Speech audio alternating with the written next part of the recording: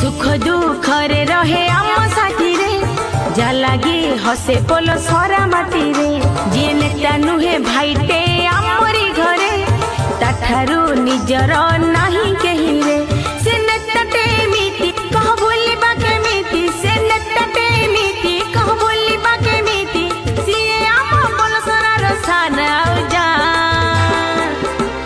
श्रीकांत भाई फैन में श्रीकांत भाई फैन बीजेडी फैन में नवीन को फैन बीजेडी फैन में नवीन को फैन सुख दुख रे रहे आम साथी रे जा लागे हसे पोलो सरा माटी रे जे नेता नुहे भाईटे आमरी घरे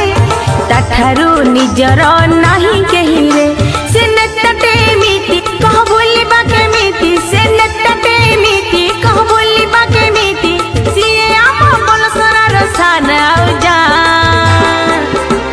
श्रीकांत भाई फैन में श्रीकांत भाई फैन।